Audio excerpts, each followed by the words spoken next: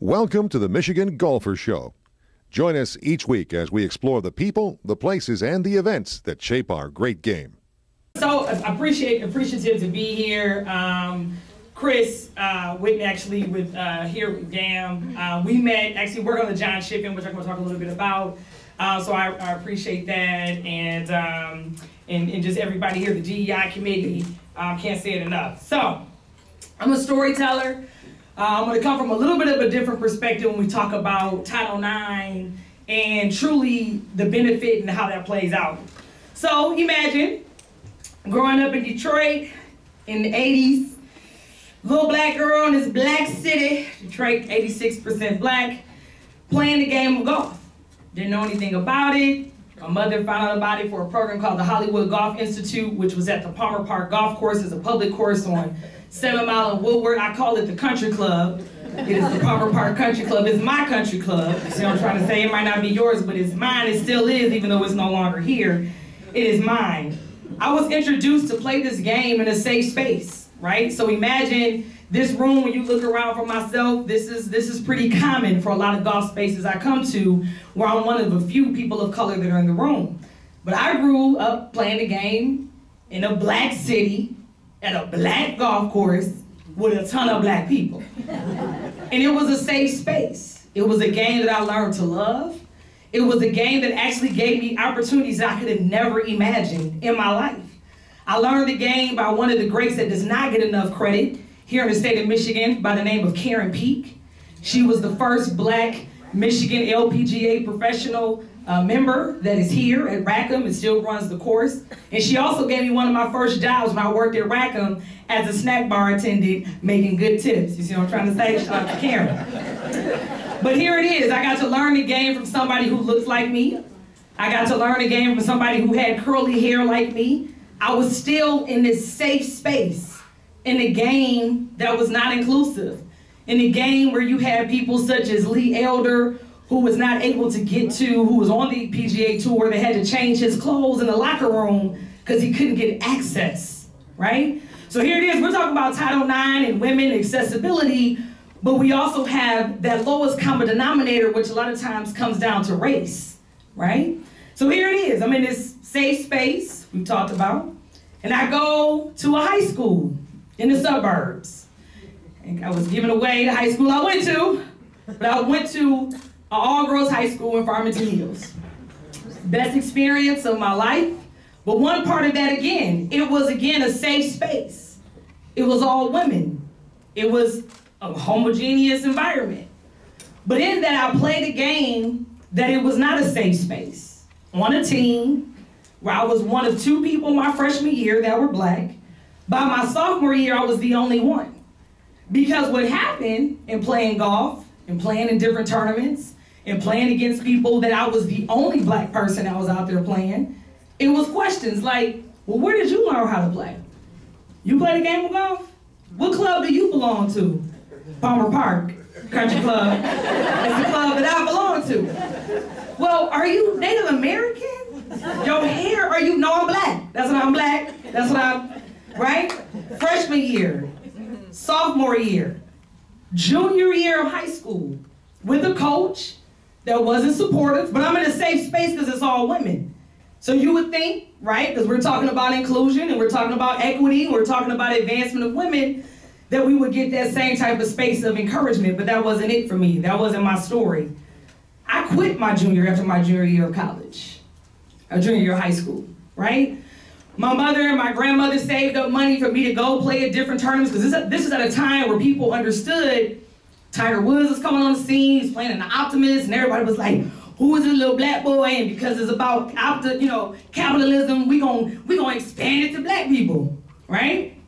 So there was tournaments. I played in many tournaments, and I was able to get recruited. I was able to get different looks from historically black colleges to go to school. So by the time I got to my junior year of high school, I decided to quit.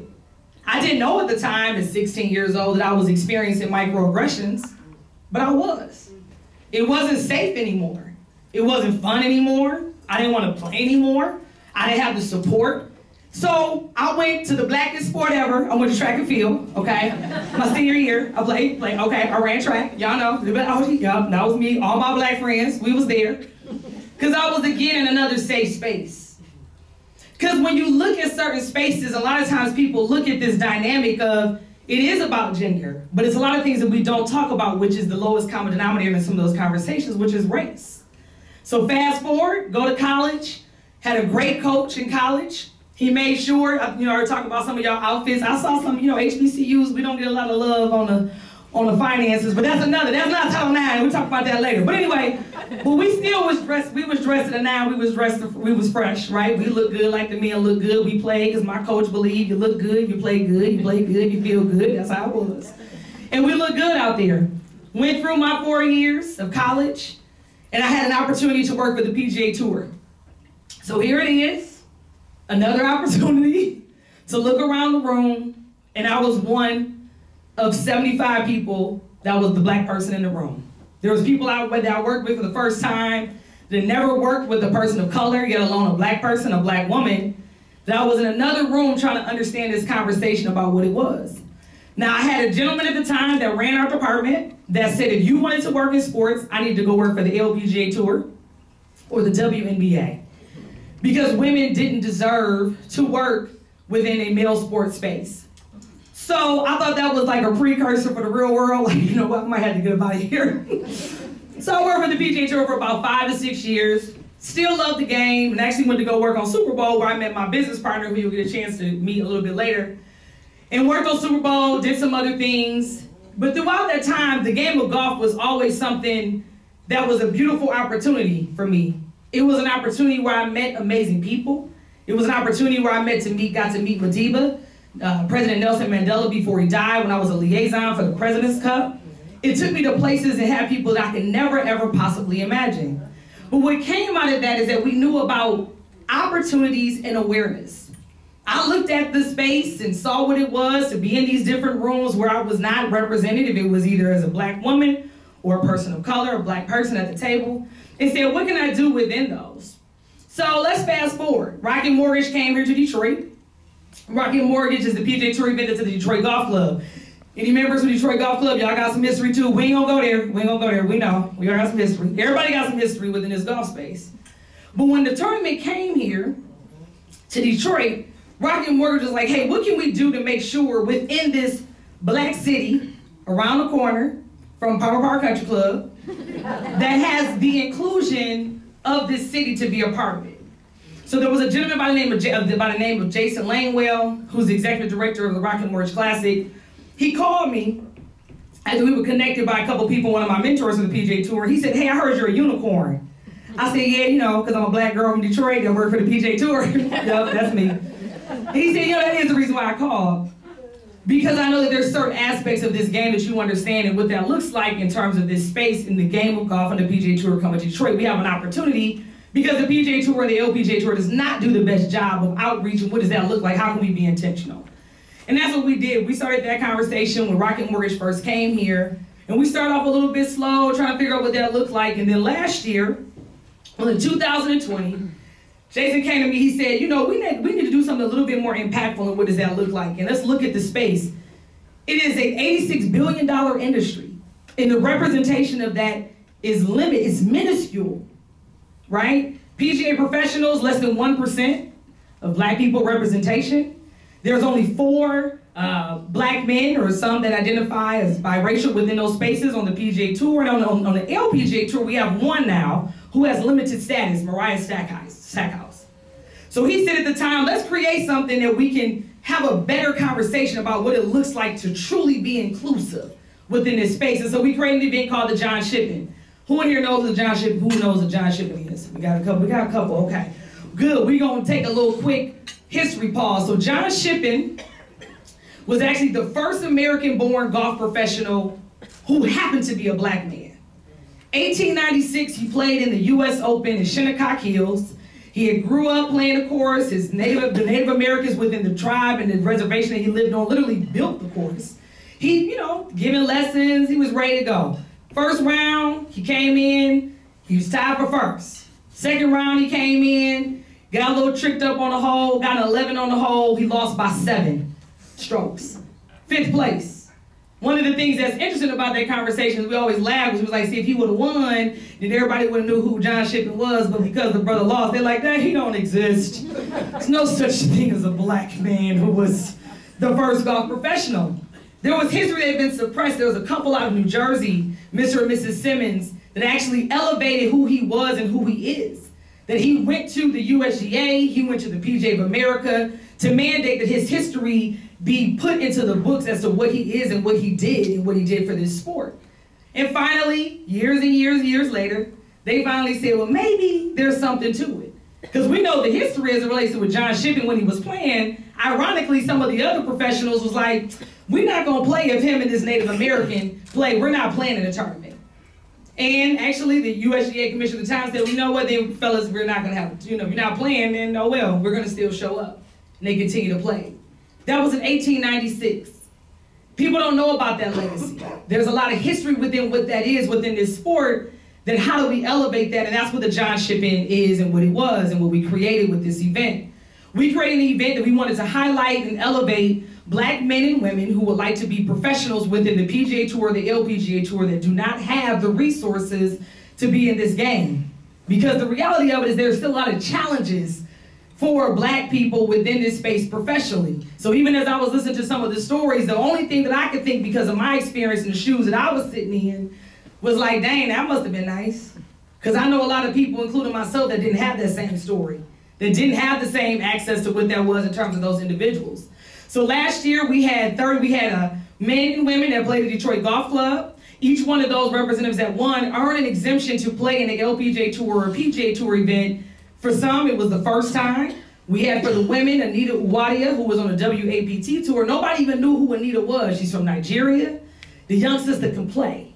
She's from played at the University of South Carolina. And I'll never forget, she played in the Dow last year, and the first day she went to the range, and she's like built, she got the muscles, and she went out to the driving range, and she hitting the ball. I said, look at it, you giving them a stripe show and a gun show. At the same time, they not ready, Anita.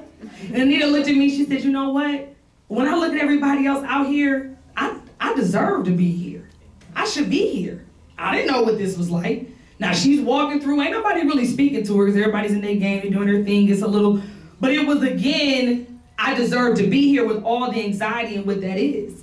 Anita went on, wasn't even on the Sommer tour, right? Anita went, played her butt off, and ended up getting into the final stage of the LPGA Tour Q School last year. 2 weeks in Alabama, she trying to scrum up money, trying to figure out how she gonna pay, where she gonna live, how she gonna be down in Alabama for 2 weeks. And she literally missed the cut by one for her to get her LPGA Tour card. For us, it's important to elevate those conversations because nobody knew who Anita Uwadia was. Nobody really knew. Now we come back, fast forward to this year, we was in Grand Rapids about 2 weeks ago, that Gam was so ever great to be a part of. And we actually had a great tournament. We had a good tournament with 16 women, black women that are from all the diaspora, Caribbean, African American. That's why we say black because it's inclusive within that. And from that, Sedina Parks, who used to play on the LPGA Tour, actually won the exemption. And Sedina is in Grand Rapids right now getting ready to play in the LPGA Meyer Classic. That's what it's about for us. That some of us know that the acronym for golf is gentlemen only, ladies forbidden. It's a sport where men say, oh, you got to hear from the ladies' tees. That I have to remind them to say, no, partner, actually, it's the forward tees. That's right. Okay? All right. Because when you get 83, you're going to be right up here at these forward tees, and I bet you're going to be checking me. Like, these are no, I know, I'm sure you are. But we want to make sure that when we think about these clubs and we think about this sport, there was an abolitionist and an activist, women's activist, her name was Sojourner Truth. And it was during a time when they were talking about women's rights in the conversation that was talking about women, and it was specifically to white women. And Sojourner called them out in the convention and said, well, y'all talk about, I need some, if women need help to get in the carriage, ain't nobody helping me to get no carriage. She, in that speech that she came, there's a very popular speech, it's called Ain't I a Woman? And there was a lot of words within that she brought to the conversation. When we talk about feminism and what that is, and we look at all of the diaspora of that conversation, not just one aspect of that conversation. Sometimes in our privilege, we don't have the lens to look broader than that. So I say, even within the space of Title IX, even as we celebrate 50 years, we got a long way to go. Because we still got to go and think about, when we think about the sojourner truths of the world that says, and our woman. So I want you, when you are in these rooms, at these golf tables, when you're in these conversations and talking about these players that are out here, I want you to think about the Anita Uwadias. I want you to think about the Sadina Parks. I want you to think about these sisters that are out here doing their thing every day, the Georgia Obo, who was on the European Women's Tour, to see really what this conversation is about and to make sure that we are truly going to be inclusive for the next 50 years and go beyond just the surface and dig deeper and make sure we always know, ain't our woman? And think about that. Thanks for your time.